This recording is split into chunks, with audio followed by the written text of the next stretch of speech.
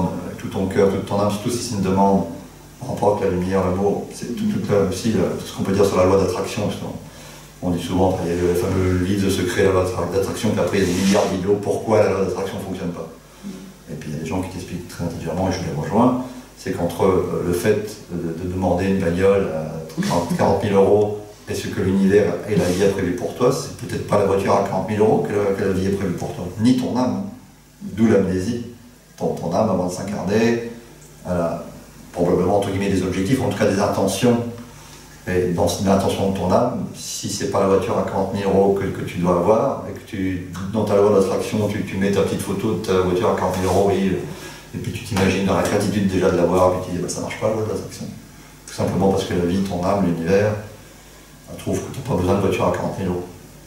Par contre, on peut aller voir, c'est pourquoi tu souhaites une voiture à 30 000 euros, quel désir il y a derrière, etc.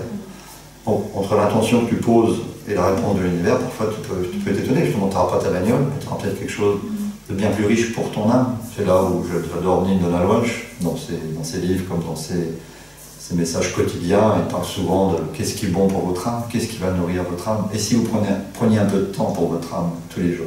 Parce que la grande question, après tous les séminaires du monde qu'on peut faire, moi j'en ai fait un paquet dans ma vie, parce que j'ai bientôt 50 ans, ça fait 33 ans que je suis passionné par la spiritualité, donc j'ai fait un bon nombre de stages. C'est qu'est-ce qu'on fait lundi, quoi. Le séminaire était génial, on a goûté la grâce, machin, et lundi, quoi, on se fait chier de nous, quoi. On retourne dans notre quotidien, dans notre train quotidien, et puis qu'est-ce qu'on a fait les séminaires. La réponse elle est d'une extrême simplicité aussi. Un séminaire, c'est pas une baguette magique, même s'il peut y avoir des moments magiques. C'est comme une consultation, les gens ils viennent à moi pour des consultations de mémoire akashique. Je dis, je fais pas du sensationnel, je fais pas du magique, mais il peut y avoir des instants magiques, comme ceux que tu vis avec la grâce depuis hier. Et revenir dans le quotidien, le grand secret, c'est aussi le secret de l'extrême simplicité que j'essaie de transmettre, que je pratique pour moi-même. Donc, on n'enseigne pas toujours ce qu'on pratique, mais en tout cas là, je pratique. Parfois, on enseigne ce qu'on a besoin d'apprendre soi-même et ce qu'on a besoin de pratiquer et se motiver à pratiquer. Mais même ce point-là, je m'invite moi-même en vous en parlant à le pratiquer plus souvent. Et c'est quoi cette pratique extrêmement simple? C'est de prendre du temps pour son âme, tout simplement. Et ça peut être quelques secondes au départ, quelques secondes d'intention.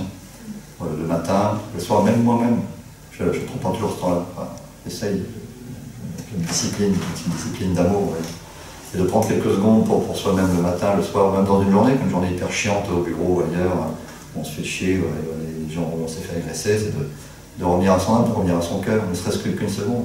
Des secondes qui peuvent devenir des minutes. Mais si tu poses l'intention de plonger au cœur de ton essence, au cœur de ton âme, comme je le fais dans toute méditation que je vous propose, c'est des choses qui sont extrêmement simples, qui peuvent ne pas résonner dans un premier temps, mais à force d'y retourner dans ton cœur, à force d'y retourner dans ton âme, il se passe forcément quelque chose. Encore une fois, la science a démontré que le cœur, il vibre 5 000 fois plus que le cerveau, donc il se passe quand même quelque chose ici. Donc si tu te poses ton intention ici, régulièrement, avec ton cœur, justement, avec ton âme, et que tu te nourris de toi-même, de ta propre présence, de ton propre silence, et moi je le fais à travers les textes que j'écris, de une à deux fois par semaine minimum, je m'offre cet instant d'une puissance sacrée extraordinaire. Bon, presque que j'écrive tous les jours si besoin, mais sans écrire, tu peux t'offrir ce moment-là, et ce moment-là peut te recentrer, comme je le dis souvent, une intention, ce moment avec ton âme, c'est l'image que je donne souvent aux patients qui viennent me voir. C'est comme si vous imaginez un aquarium plus ou moins grand, et votre intention, ne serait-ce qu'une seconde d'éternité que vous posez, c'est comme une petite goutte d'encre rouge que vous posez dans l'aquarium. Au début, c'est un rose qui est très très pâle, même au départ, tu vois rien. Au départ, tu vois rien. Au départ, tu dis, putain, je pose l'intention, il n'y a rien qui se passe. Je n'ai rien à vie pour l'instant, pardon. Et chaque seconde que tu poses une petite goutte rouge dans ton aquarium, avec d'en parler, ça commence à me traverser. À un moment donné, c'est la couleur de l'aquarium qui change, c'est la couleur de ta réalité, c'est la vibration de ta vie qui change. C'est comme ça que je suis passé d'ex-champion du monde, toute catégorie de la prise de tête, à quelqu'un qui est beaucoup plus apaisé, je te l'assume. Simplement en me donnant de l'amour à moi-même, en me foutant la paix, comme disait Fabrice Midal. Je me suis foutu la paix. Tu vois, hyper exigeant avec moi-même, hyper perfectionniste, chiant à mourir avec les autres, bien évidemment, que chiant à mourir avec moi. Et je me suis offert la paix, c'est un merveilleux cadeau. Simplement en commençant par des petites intentions, à m'accueillir de manière inconditionnelle. Les conversations avec Dieu m'ont beaucoup aidé. Alors je vous la fais très courte, on ne va pas parler du sujet parce que ça ne rapport avec la guerre. Quand je lis dans Conversation avec Dieu que même Hitler est en enfer, pourquoi Stéphane Brissier est en enfer pour des milliards de choses moins graves? Donc je me lâche les bases, quoi. Si le bien et le mal n'est pas ce qu'on croit, on se lâche les bases, quoi. On se laisse aller, on s'autorise à être en paix avec soi-même, quoi. On s'autorise les pires défauts, que même le pire du pire dictateur, et on ne va pas polémiquer là-dessus, c'est pas le sujet, on ne va pas en enfer, parce qu'enfer n'existe pas. Bon, c'est une perspective magnifiquement présentée par conversation. Bon, voilà, c'est ça les intentions, c'est ça la demande. Donc tu poses ton intention d'amour, de lumière, quelle que soit ton intention, le plus proche de ton âme, tu peux te nourrir de ton propre silence, de ta propre présence. Voilà. Tu changes ta vie comme ça. Voilà comment on peut passer d'un séminaire qui peut être fabuleux ou chiant, ça dépend des perspectives, à un quotidien qui peut devenir magique. Un peu comme ce que disait Fabienne sur son quotidien qui a changé, parce qu'elle a changé de perspective sur la vie. Donc voilà, comment on ancre au quotidien ce que l'on peut goûter dans un séminaire. Puis même dans le cadre d'une méditation, lundi, mardi, tu peux très bien choisir de te brancher sur les plus beaux instants de ce séminaire, et où les plus beaux instants de ta vie.